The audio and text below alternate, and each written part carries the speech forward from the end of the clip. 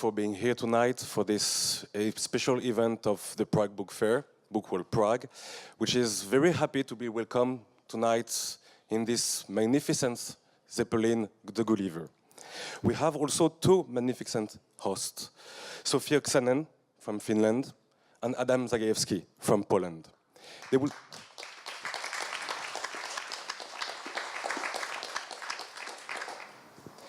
They will speak tonight about one dilemma, exile or immigration. Actually, an exile or an immigrant are two people who left their country. The difference is the relationship with the country they left, if they would like to return or if they don't want to return. This is a political question somehow, and that's why it's leaving USSR as an example. And some people might have been surprised because, well, Poland was not part of USSR. Finland was not. But actually, it's because Sophie wrote books about the experience from her mother. And Adam Zagajewski was actually born in Lvov, the year it was actually turned into USSR and where the Polish were expelled. This question of exile and immigration is not just the experience of the conscious person. It's also the result of a personal history, even though it's going behind ourselves. And that's what literature is also doing, going behind ourselves, looking for something we don't know, but which is shaping us. Thank you. Okay, thank you.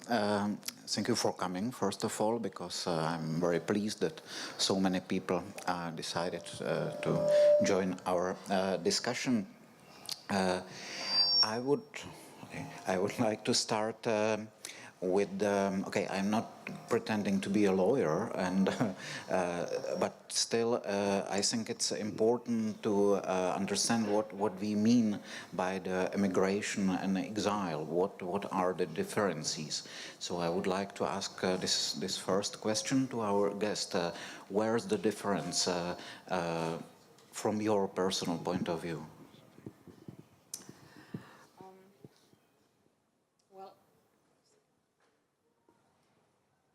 Now you can hear me. Yes. Yeah. My mother left Soviet Union when I was born, so she wanted me to be born in Finland, and after marrying my Finnish father, and so this happened in '77. And after that, we tried to travel to see our family living in Soviet Estonia at the time. As often as possible, but it was, of course, at the time it was very complicated, and every time we left Soviet Union, we didn't know if we could return ever. So in that way, it was like every time we left, it was forever, and in that way, those moments of living were much more highly emotional, and then. In that way, but it is very difficult to say what is exile and what is immigration. I was brought up between two different systems. Finland was the system where you could travel and leave and come as you just want to. And I have a feeling that those people who left Finland for work to work outside, they never had that kind of longing back home, actually, than those who were kind of, you didn't know if they could return. What is important then again about the exile, and I'm not talking about as human beings, but exile of a literature is something that really matters to Estonia, because when plenty of Estonians fled from the country when the Soviet army was getting closer, of course, there were a lot of authors and intelligentsia was living mostly to Sweden and Canada.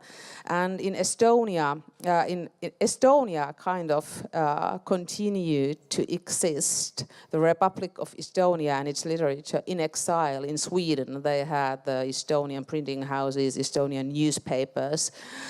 So that continued to exist in exile. And in Soviet Estonia, of course, it was a Soviet literature, but it was not exactly quite the same. And after regaining the independence in 1991, these were kind of united.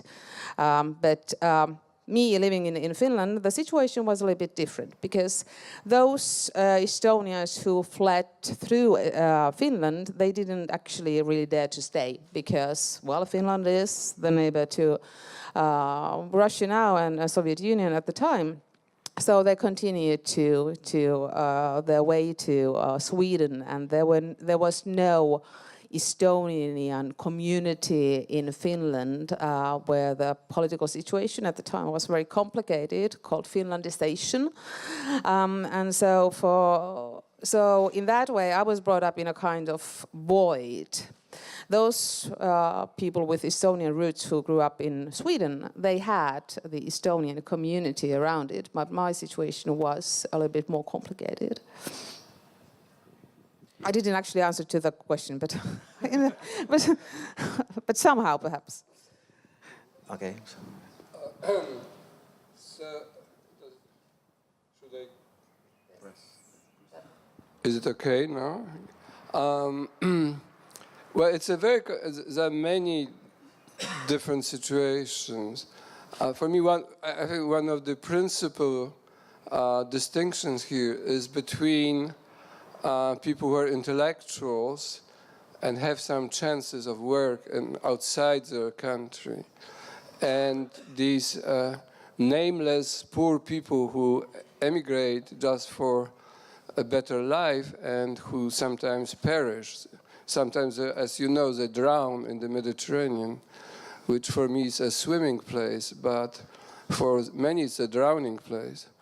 And I always remember that it's a huge difference that we are privileged, writers are privileged, even those who don't have, big careers, big names. But there are so many writers' colonies in the world. You can spend your life when young writers. I know younger writers who go from one writers' colony to another. But if you're a worker or someone who's just not educated, there are no writers' colonies for them. So there's these 2 degrees of being outside of your country, and plus, well, it's obvious. Exile is mostly political exile, right? There's a degree of sometimes it's a necessity to, like Jews who were leaving the Nazi Germany, they had to leave. Not all of them did, and many of them died. Thomas Mann was not Jewish, and still he left for political reasons. So we would need 5 hours to enumerate all the possible situations. Plus, I lived for 20 years in Paris, although the reason for my being in Paris was a woman, not politics. So I cannot claim now that I left as a martyr of communism. Although I was in the opposition, I was a kind of dissident, if you can use this word. But I would have stayed in Poland, if not the romantic reason. So I never claimed for me this beautiful label of a political exile, though I couldn't go back to Poland for some reason. I still couldn't go back until '89, until the end of communism. And also in Paris, I saw, emigres or exiles. Let's talk about exiles from different Central European countries, and some of them. I think we Poles were in a better situation because we had the tradition of the 19th century immigration, and we knew what it means to emigrate. We knew that you can survive. You have to organize your life, you have to have literary magazines, you have to, and like people from Romania, well, except Sioran, of course, or Ionesco, I don't mean the greatest names, or people from Russia, didn't know how to survive because they didn't have patterns.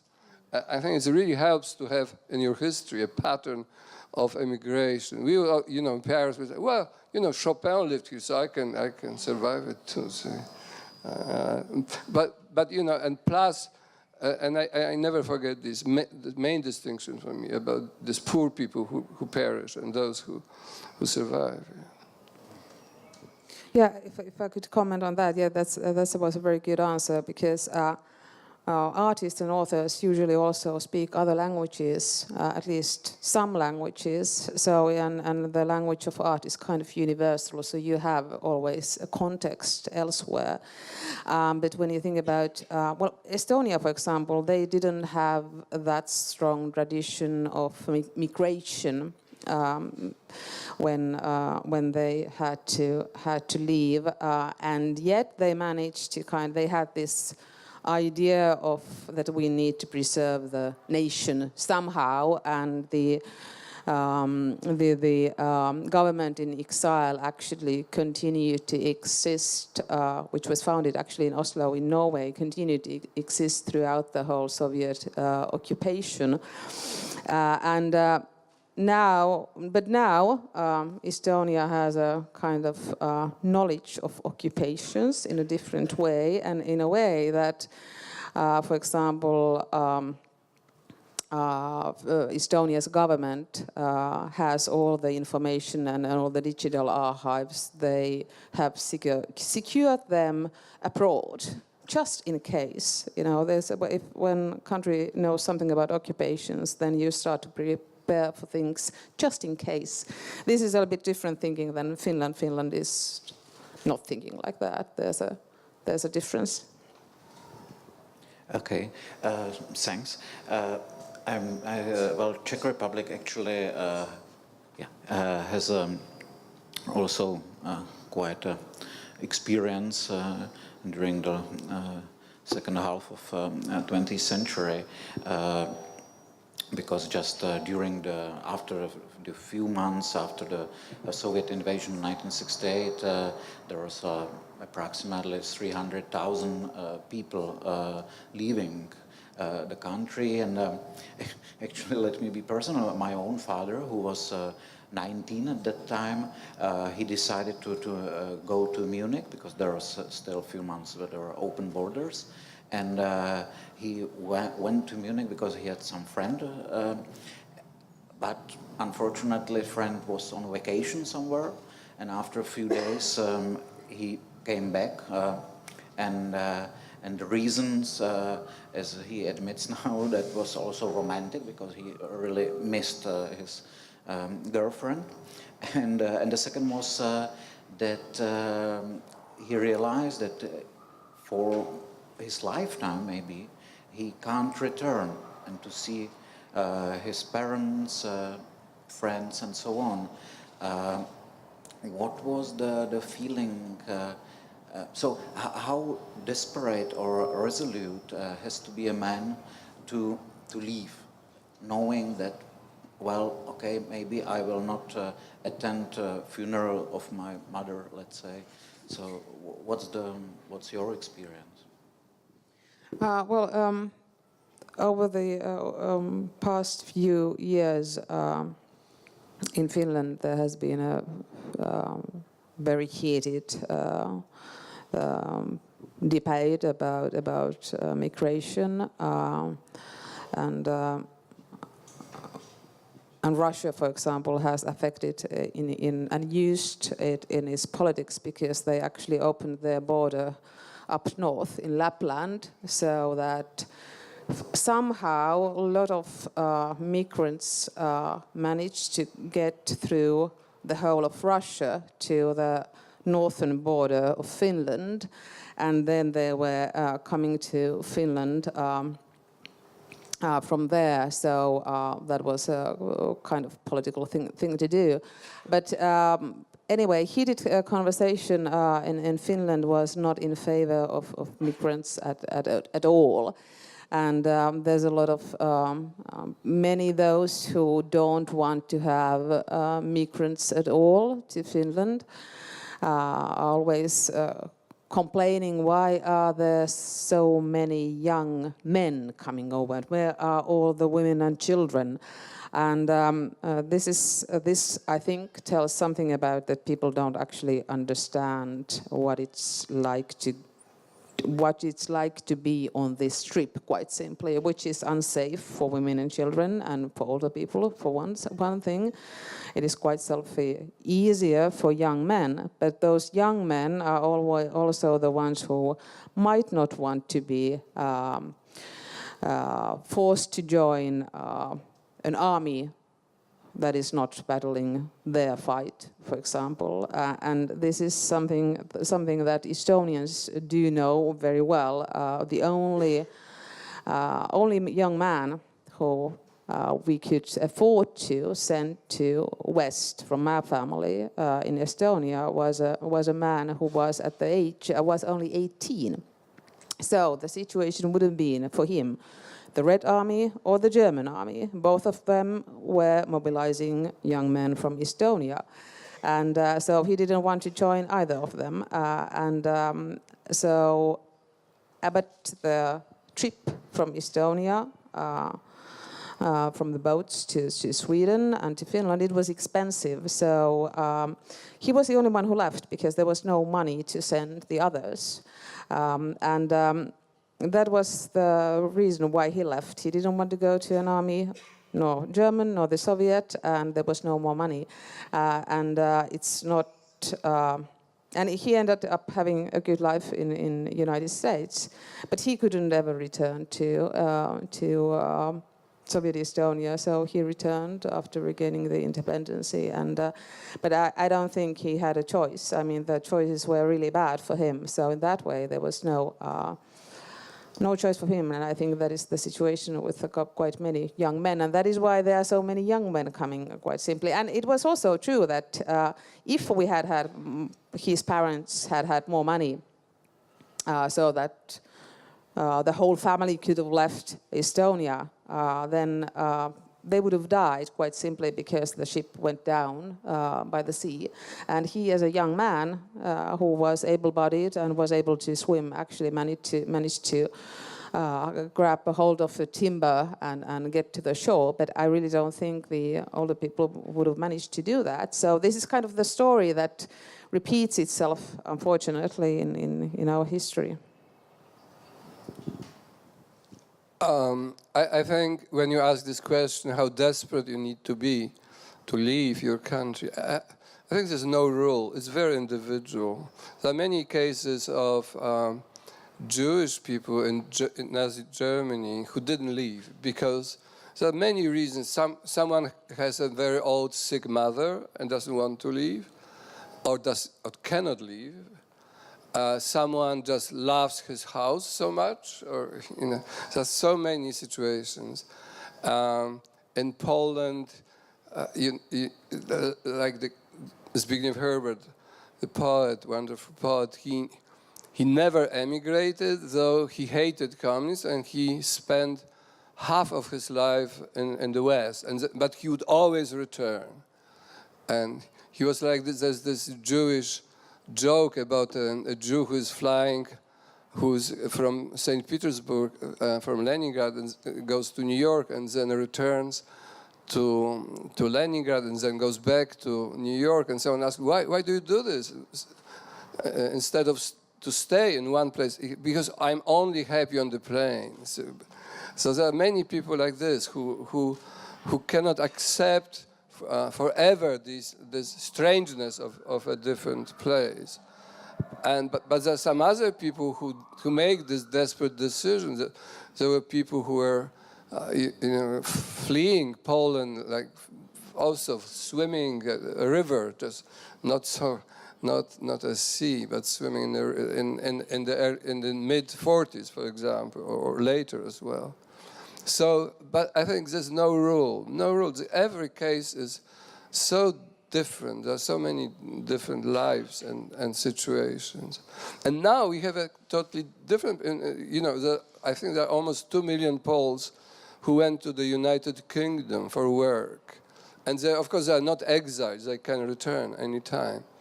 But sometimes they don't want to. They found a better life there, although they are seen as citizens of second rank, and their English will never be idiomatic and rich, and also in many cases I know that many of them left for United Kingdom, leaving their children at home, and this is a desperate fate of the children who are losing their parents. They are left with their grandparents or even in an orphanage.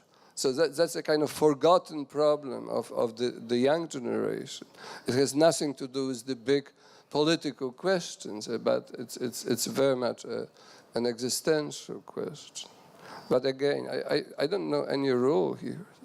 Yeah, that's Estonia and other Baltic states are also sharing the same problem, that there are so many migrant workers working outside the country because, well, simply because they need the money and they need the job, and then the children are left behind, and the grandparents are taking care of the children, and that is actually a problem. But I mean, that's a problem because of the money. Yeah, that's true. I'm specializing on the former Soviet countries as a journalist, and for example, in Moldova, there is actually 1/3 of workforce working somewhere in Italy, Spain, or so on. And there are special orphanages for like 8 months a year when they can leave the kids, and it's an enormous, of course, problem. And which leads me to the question how the diasporas were connected to the homeland. What was the connection, if there was any kind of interaction, and after the fall of communism, if there were any problems to integrate the cultures, let's say, the people, if they were completely different or not? What's your experience? But to make it more, to integrate cultures where? At home or abroad? I mean, what the people in Kritika magazine, let's say, what was their role when they came back, and if there was a nice sort of rivalry, or on the other hand, some friendship, and so how, because sometimes the people living in exile, they just idealized the society they left, I don't know, 40 years ago, for example, after the Second World War, and they were quite, at least in Czech Republic, there were some cases that the people were completely disappointed what happened during the 40 years. So if there is something like that. Yes, it was. There are many heartbreaking stories of exiled Estonians. Now I'm using the word exiled Estonians, meaning those who were forced to leave Estonia due to the occupation or before the occupation. Many of them, they all, I think, believe that they will return to home. And many of them wanted to be buried in zinc coffins because they were expecting that the coffins will be returned to the grounds of Estonia. Of course, transporting a zinc coffin is quite an expensive thing, so quite many children couldn't afford to do this kind of thing. So I don't know how many of those zinc coffins actually have been returned to the soil of the homeland. But then again, for example, one of the most important Estonian poets, Marie Undar, who also fled to Sweden. She was buried in oak coffin, and she wanted to be buried in oak because oak is a wood that is very lasting, and it won't get bad. And now, actually, Estonia is planning to planning to transport her coffin to Estonia because she, as far as we know, she wanted to be buried in Estonia. So there are a lot of heartbreaking stories like that. When Estonia regained the independence in 1991, then there was, of course, many of those who wanted to come back. Many Estonian families used Estonia as a family language, no matter in which country they were living. There are many sad stories where it was a shock to the kids who have been brought up in, let's say, Canada, Sweden, then certainly to be shipped because the parents or grandparents wanted to go back to home. When the home, I mean, the stories they had heard from their parents or family or other Estonians, it had nothing to do with Soviet reality, which still existed in a way, even though the country was free. But I mean, it still looked like Soviet Estonia. Of course, there were a lot of dispute. For those who left to West, for them it was heartbreaking to leave the home country. Then again, and of course, because they were like refugees, they didn't have like, a lot of money. They worked a lot and they might have, get something. But for those who had to stay, they looked like rich Westerners. And of course, there was a lot of like, okay, they were well off and we were, just rotting in this Soviet system. So there was a lot of, I don't know, aggression might be a little bit too strong word, but in a way it was something that was something, and also because we were living in Finland, that was a kind of, it was very contradictional in a way that at the same time, the Estonians living in Soviet Estonia were thinking that we were very rich. But actually we kind of, didn't. We didn't have a lot of money, and most of the money we had was, arranging the traveling to Soviet Union. So that was kind of people who didn't travel to Western countries, they didn't understand that the level of income was totally different, and that actually food was expensive and so on. So even though we had supermarkets filled with bananas and sausages, then in a way it was, I didn't eat, living in Finland, bananas and sausages every day because we couldn't afford it, but in a way they couldn't understand it. I know that there were also sad family stories where kids who have been brought up in Sweden, Canada, UK, and then the family wants to go back, and then the children, they just go mad, simply, which is, I think it is understandable. But then again, there were a lot of the help from those, because all those exiled Estonians, they wanted their children to become doctors and lawyers, so that those doctors and lawyers are the ones who, they will rebuild the country after the occupation ended. And there are the help from those people was also needed, and also the Estonian former president Toomas Hendrik Ilves was one good example of Estonian coming from refugee family who was educated in West. Speaks fluently English, knows how to present things, and is ready to. He was also a journalist, so in a way he was a very good thing for Estonia, I think. So in a way that there was a lot of good things, but also very painful things, and also those who came to back to formerly Soviet Union, newly regained independent Estonia, they also see those Estonians living in the country like, let's say that the nasty word was we used, like Soviet ape.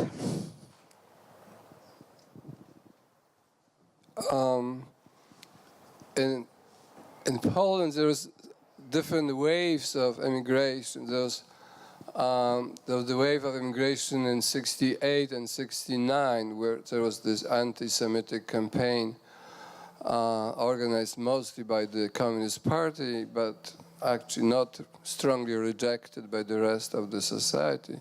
So Poland lost many professionals, many wonderful people. And these people mostly didn't come back. They've come a lot to visit because they still feel Polish, many of them. Like there was one of them said, there was an installation by a Polish artist where she asked these people about their feelings, how do they feel abroad, and one of these persons who left in '68 or '69 said, I left Poland because I felt so Polish, and Poland was the only place where I couldn't really feel Polish because they regarded me as a Jew. So he went to Sweden and he was Polish. So I'm not saying that this is a general situation, but it can happen. Then the other wave of political immigration was in the beginning of the '80s, when the martial law was declared in Poland. And many of these people returned to Poland after '89. Many of them returned without any qualms, any problem, or many bigger problems. And we have a daughter, and she was born in France, and she went through the system of French schools. When you send your child to a French school, your child will never be anything but French. You know, the French school is so powerful. And they tell you, nos ancêtres les Gaulois, so, you know, our ancestors, the Gauls. And so she's French, you know, she speaks Polish perfectly well. But she tells us, I'm French, you know. I love you, but I'm French. So it can happen, and it's painful for me and for my wife, but it can happen. You know, again, so many situations. One thing, there's a linguistic phenomenon which is known. I know about the Russians and the Poles, people who return to their country after many, many years, and it turns out that the language they speak is much more beautiful than the language currently spoken in Russia. And it seems like there's a process of constant deterioration of languages. And those who leave preserve the better language, which is again, maybe not the rule, but it happens a lot. Like maybe especially for the Russians, like they keep this more elegant Russian of the old time. And I didn't have any problems with returning to Poland, but I never left mentally Polish literature, Polish culture. So also I told myself I'm not actually returning to Poland, but to Krakow. I love Krakow, so who cares about the entire country? But that's my city. Okay, thanks. And this, in the question of literature, is there any? You said that you mentally never left Poland, you know. And was there in your work any, you know, changes after 20 years in France, you know, like in Czech example, our most famous writer Milan Kundera, actually he switched into the French, you know, and he considers himself as a French writer. So of course, like our daughter, right? Oh, even without French education. Yes. But is there any, you know, specifics about literature written in exile? So maybe both. Well, for my 5 novels, 3 of them are related to Estonian recent past, and so the characters are Estonians. But my writing language is Finnish because I went to school in Finland, so the language of education is Finnish to me, and therefore also the language of writing. Now, which this creates kind of sometimes I might hear my characters speaking Estonian in my head, but of course I have to write it down in Finnish. And Estonian and Finnish languages, even though they come from the same Finno-Ugric language group, they have certain differences. Estonian language is more like, you know, non-direct, and Finnish language is very direct. So when I think about a younger person and older person, if they are Finns, they have a totally different kind of dialogue than an Estonian younger and older person. So so in that way, sometimes when I was younger, I preferred using indirect narration. That's in my first novel, Stalin's Cows, because I really felt like, you know, I can't get the tone of a spoken word correct in this context. But then again, over the years, I have kind of let it go and decided that, okay, the Estonian translation will take care of the Estonian nuances of the dialogues, and that's not my work in a way. And I have written plays where my characters are Estonians, and I write it in Finnish. But still, there are, like, you know, there are some especially with the spoken word. It's if I couldn't speak Estonian at all, then I wouldn't know the difference. But as I know, then it does affect. I think for many Polish writers, the exile is a very good thing. Polishness is a very strong armor. You know, we are so Polish in Poland. You know, you cannot imagine how Polish we are. We are Catholic. We have no problems with our identity. Like other nations ask themselves, "Who are we?" We don't ask this. We know, we are Polish. So it's good to go abroad, because then this armor loosens up, and you are freer. As like the typical example, Witold Gombrowicz, the Polish prose writer, who found himself in Argentina, and he was already a little cosmopolitan before he left, but he became even more cosmopolitan. Interestingly so. And Czesław Miłosz, who defected, as was the word.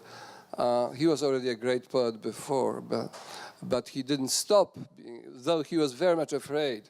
He said after deciding to stay in the West, "I'm finished as a poet," but luckily it was not true.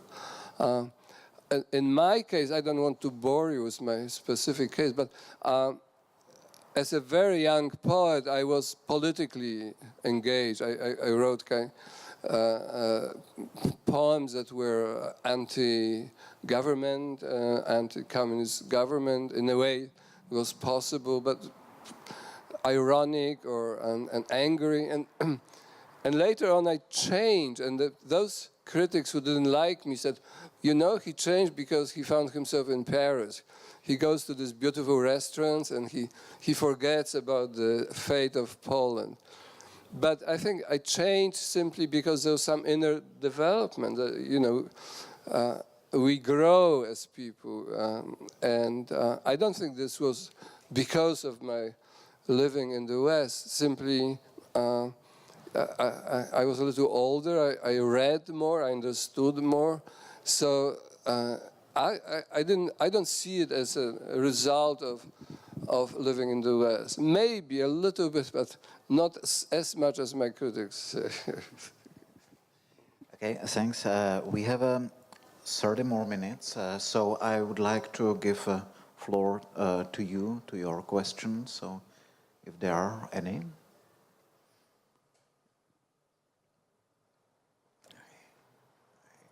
So, I will continue. Just so think about your questions, because I'm not sure that I will last 30 more minutes for questions. So, so prepare. Nobody leaves without a question. Well, we actually already mentioned a few times what was the reception of the host countries for the immigration from Estonia, Poland, or other countries, and are there any sort of similarities with the current migrant crisis, or do you think it's completely different? Because I mean, Czech Republic, actually Poland, and as far as I know, Estonia is also not too enthusiastic about receiving migrants. Is there any similarities? Are there?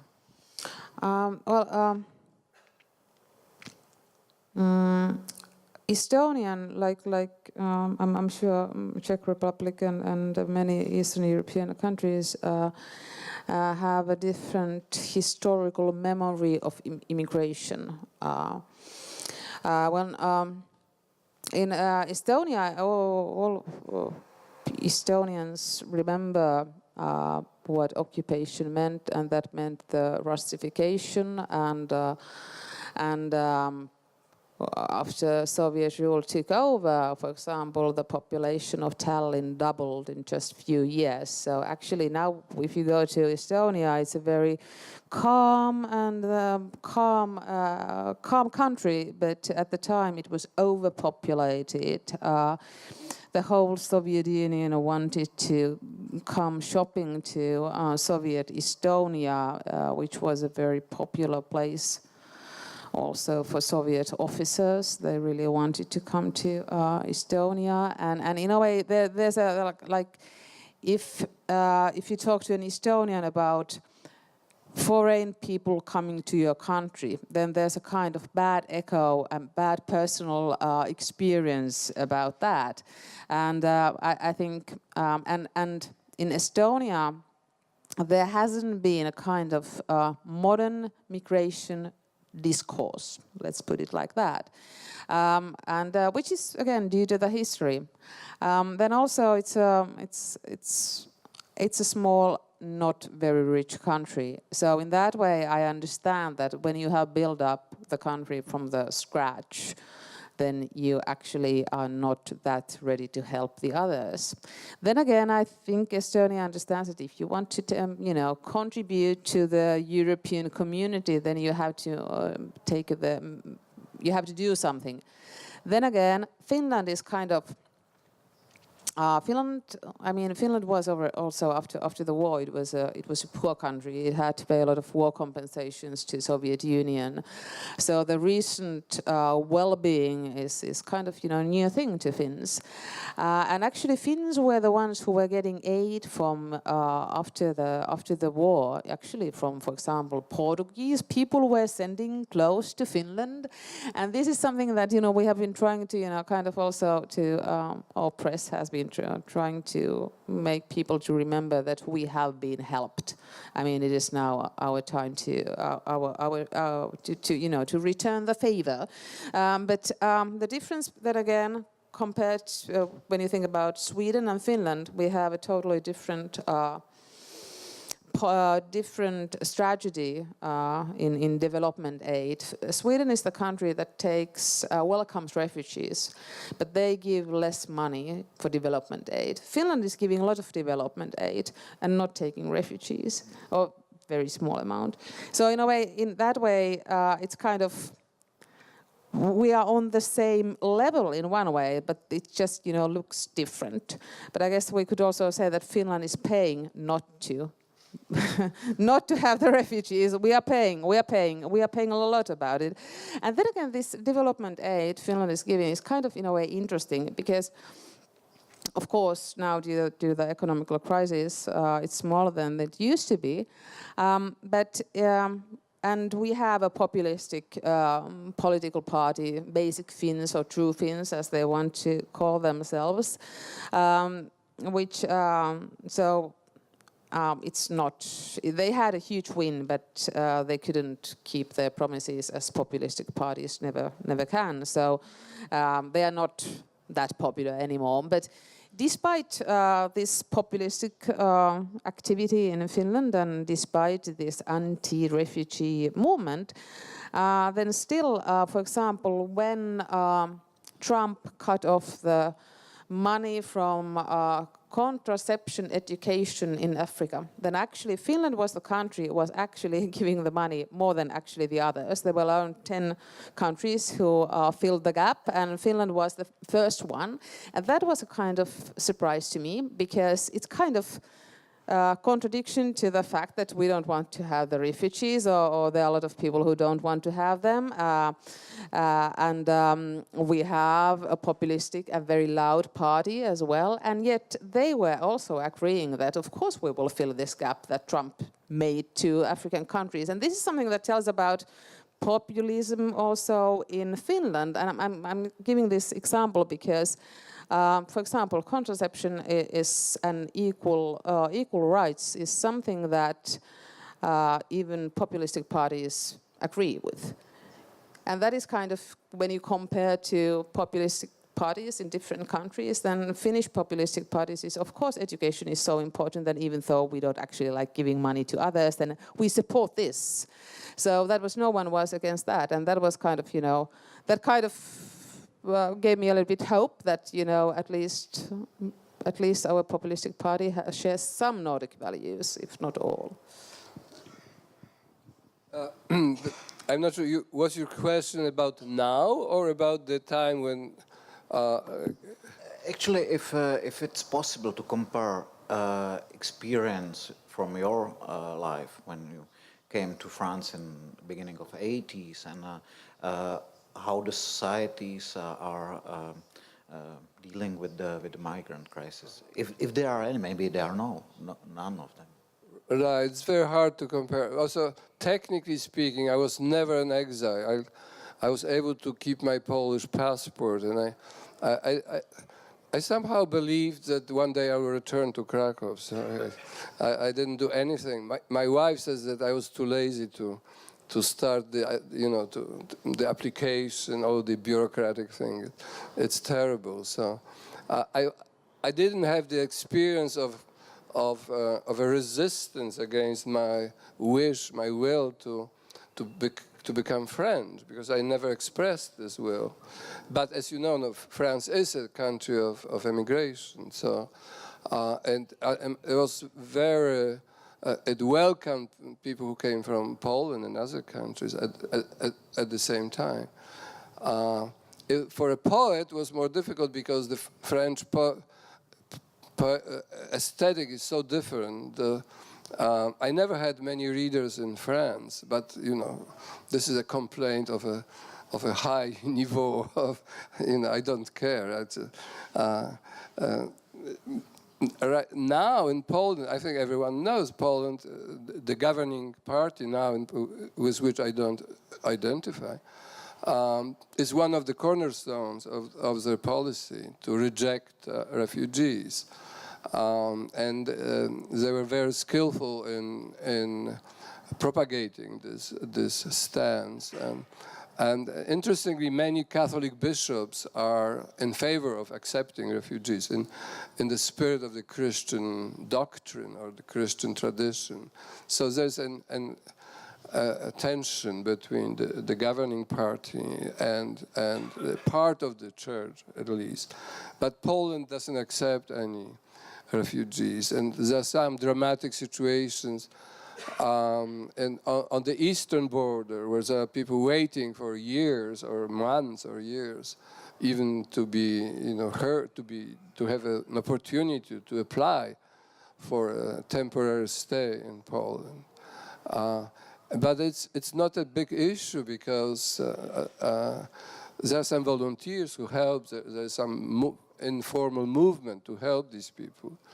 But it's certainly not welcomed by the government. Okay, thank you. And so, who is prepared? Perhaps I forgot to say something which is actually now just comment on the previous questions when you think about what an author should do when you know that the regime is going to be bad for your work. My mother's uncle was an Estonian author, and he managed to escape the army because, both the German and the Soviet army, because he had only one eye. And yet he was afraid of being mobilized to. So he was hiding in the forest. But after, and he decided to stay. And his books were essays about nature. And as they were extremely popular, and it's very difficult to say what kind of author he would have become in a different, if he had fled, if he had managed to fled, if he had left the country.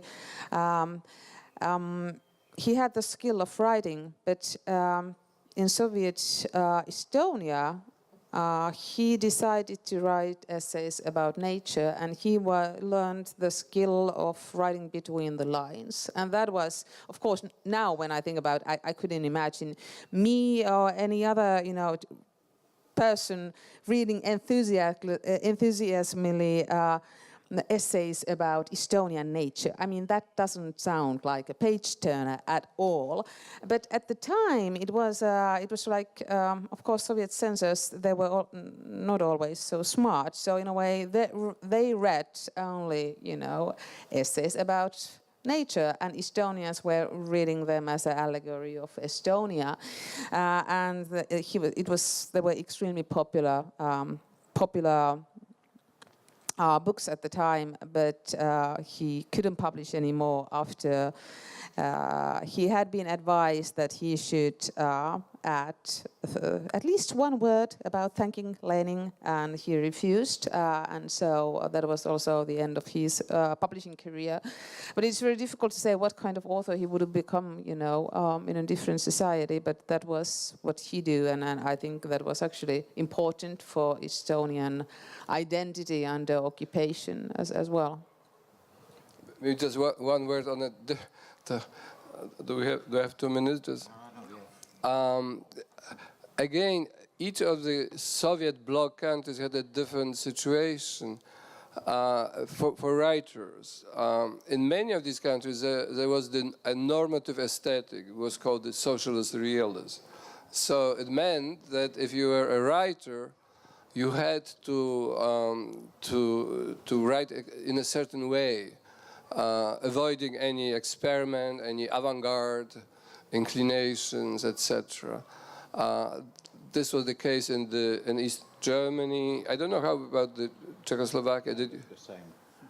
But we didn't have it. I mean, after '56, the socialist realism was abolished in Poland. So the country was not free, but literature was free. So in a way, it was a very different situation for a Polish author when deciding about to leave or not to leave. There was a large aesthetic freedom, which it doesn't mean that there was no censorship. There was a censorship, but not aesthetic one. You couldn't say that Lenin was an idiot. That this was rather badly seen. But aesthetically speaking, formally speaking, you were almost totally free. The same in music or painting. That I can confirm, because I remember the Polish Cultural Center in the Wenceslaw Square, and I already started to learn Polish, because you could buy the books that were completely forbidden in Czechoslovakia, and the music was the same. Yeah, so there's an anecdote about young Germans who were learning Polish to read Kafka in Polish translations.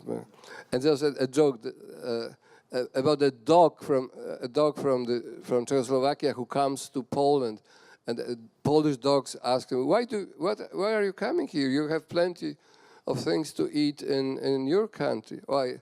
And the dog says, "I am coming here to bark." And perhaps I may add one one thing about literature in exile. This is not. I mean, after the war, Finland lost Karelia, that is the western huge part of Finland, to Soviet Union, and over 500,000 Finns living in that area, they had to leave their homes and come to the newly formed inside the borders of the newly formed Finland. So they were internal refugees in the country. And why this Karelia means a lot to Finland is that that was where our national epos was born, our national poetry. It's like, you know, the land of our poems is the Karelia.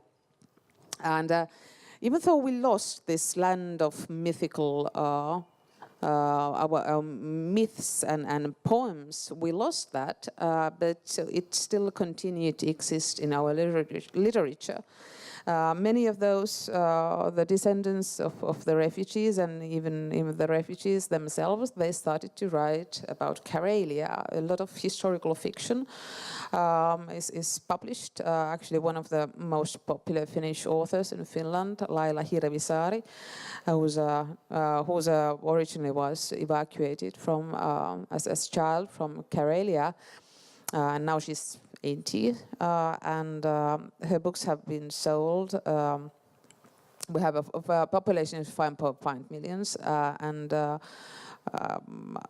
I think it was around 8 million copies of her books have been sold in Finland. So you can imagine that extremely popular author. And I think this tells something about Finnish literature, that especially during the Finlandization, it was not possible to talk about the problematic relationship with the Soviet Union in public. So officially, it was only friendship and love with the Soviet Union. But of course, I mean, we had lost, we were paying compensation, we lost Karelia, so, and of course, a lot of casualties. So in a way, it was very painful. And you couldn't say that we want Karelia back. But you could read about Karelia and about that. So in that way, even though we lost it, but only, you know, only geographically, not mentally, actually, and that's in a way internal exile literature in Finland. Okay, can I ask, because there's an obvious parallel with the Kresy Wschodnie, the eastern region that Poland lost after the war, Western Belarus, Lvov, and so on. Is there any sort of like the cultural heritage, because Lvov was one of the intellectual centers as far I know. So is there still like the popular books about the living in Lvov? I don't know, back in 19th Too many. Yes. It's similar phenomenon as one you described about Karelia. These lost territories have been transformed into imagination, into literature. There are plenty of also low popular books, but also high literature. This territory exists very strongly in literature, and there are not many people who have any political claims, like we will go back. There are some fanatics who would say that, but very few. So it's very similar, which I find actually quite beautiful, that you can regain a territory in imagination. Yeah.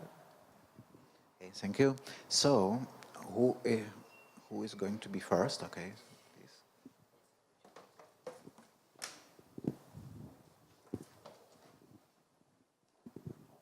Hello, thank you for this interesting discussion.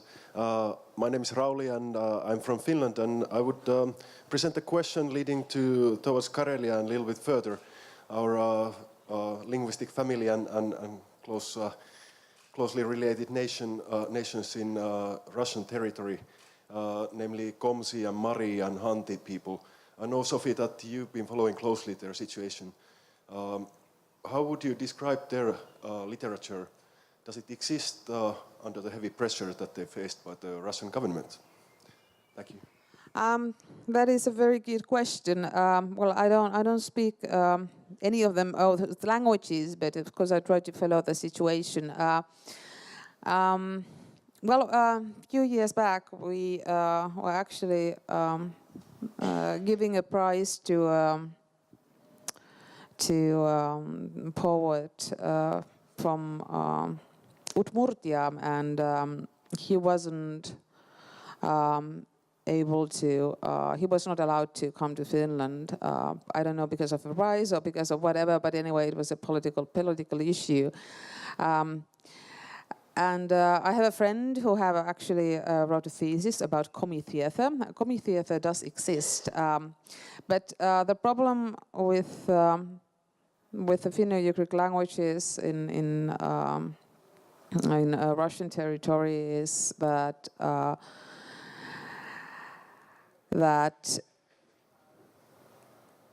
I don't know how long they will survive unless they get support, quite simply. I mean, Finland has been very successful with the language nests in Karelia.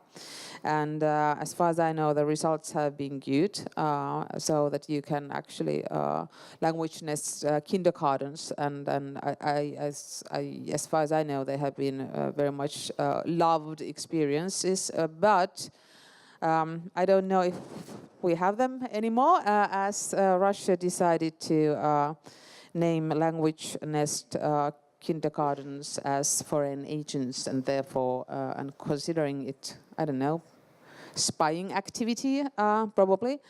And of course, because many of the Finno-Ugric languages, for example, Nenetsi people, they are living in a territory where there are a lot of natural resources and oils as well. So you can imagine that Russia has no interest in supporting, giving them any more autonomy. And of course, culture is part of the autonomy and your identity. Actually, I think Finland was accused of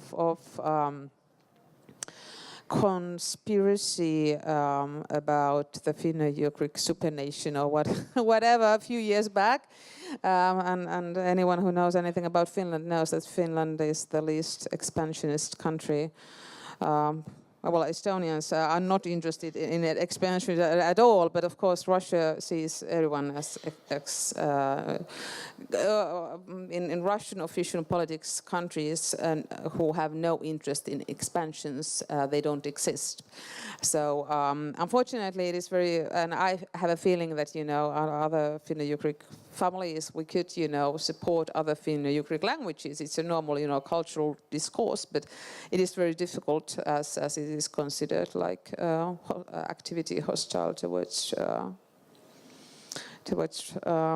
Russia. So I have a feeling that those poets and writers who do exist, but I mean, we don't know much about them.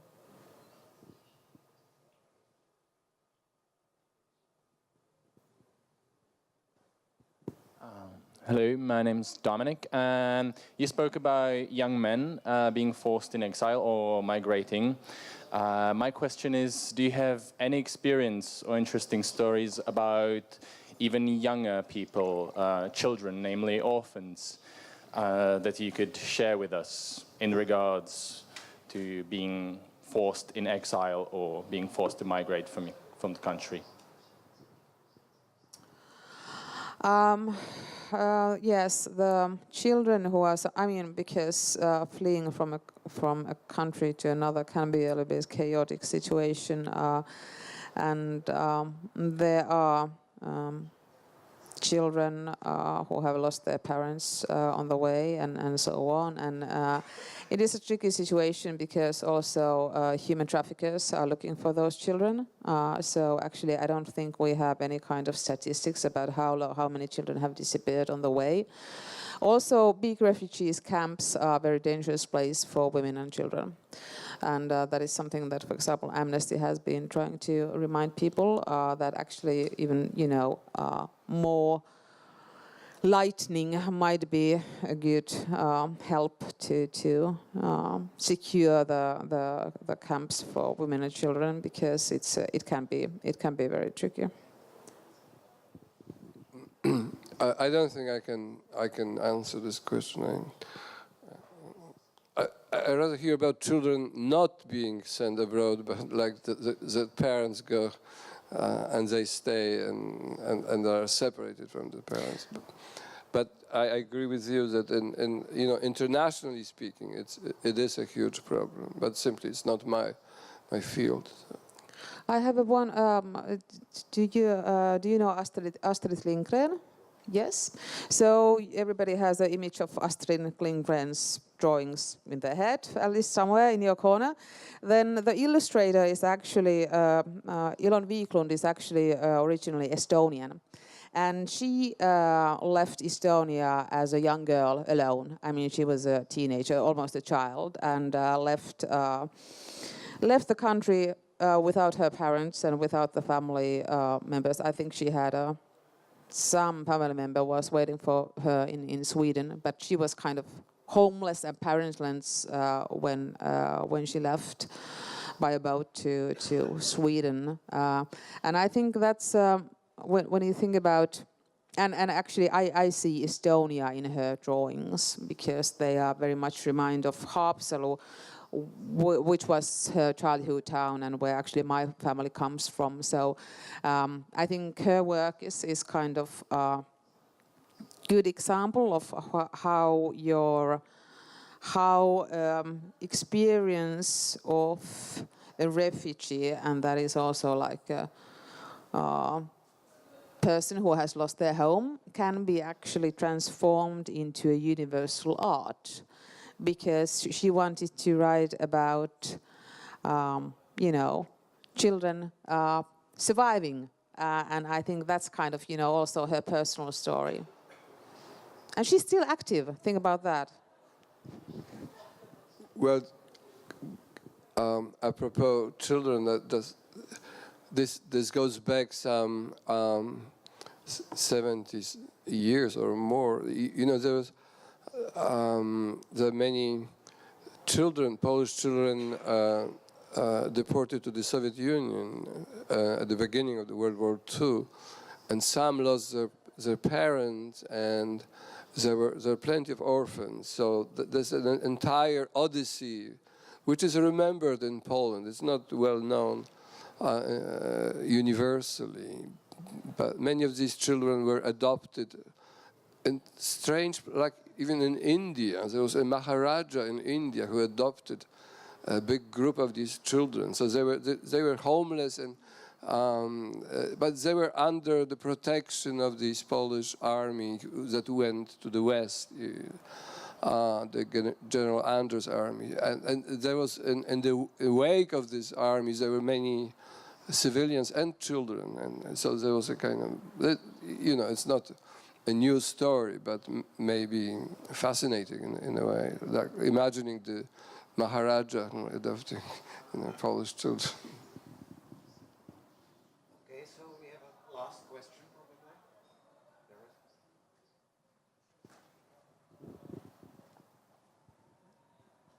probably. Good evening.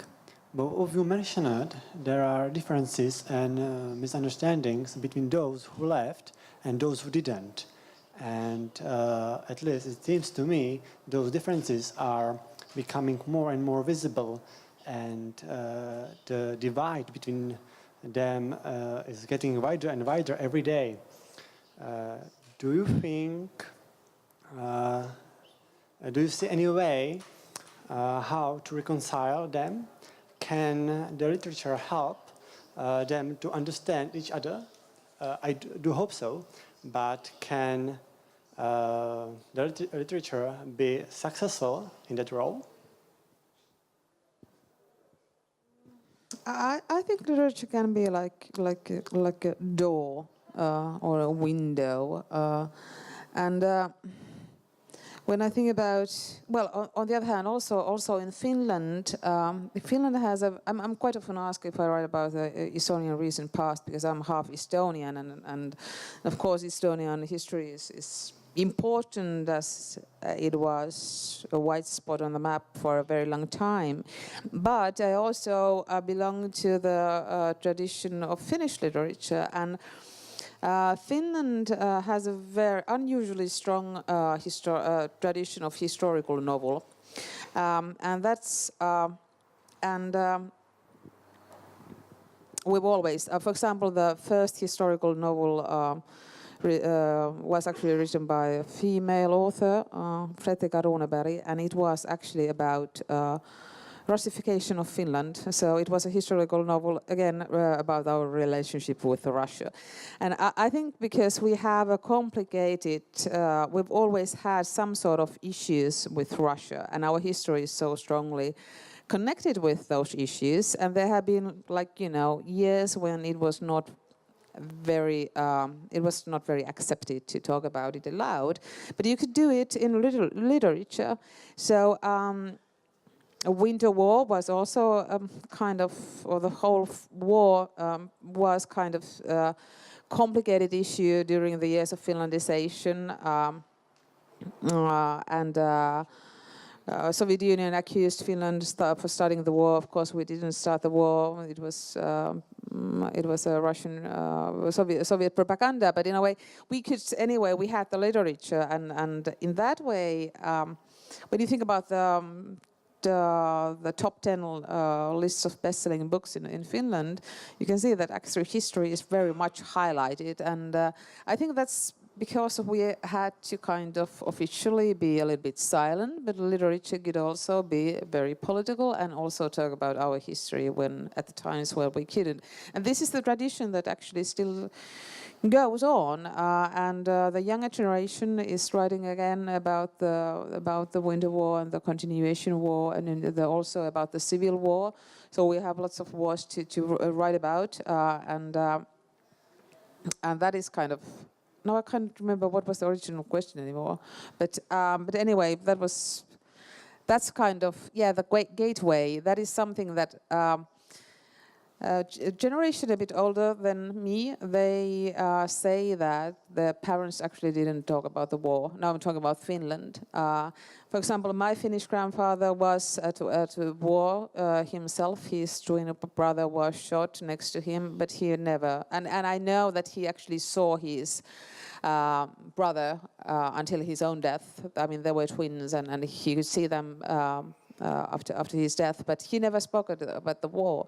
So there's a whole generation of men who were mentally or physically wounded during the war, but they didn't talk about it. I mean, they perhaps when they saw, you know, others who had been at the war, they spoke about it, but they actually didn't talk about it to the children or the spouses either. So I think that is also one reason that we have a need. There are generations that actually need to. We want to know what happened to our grandfathers and grandparents, and why there's a generation that actually doesn't talk about the war. Not because it was not they couldn't, but because it was too painful.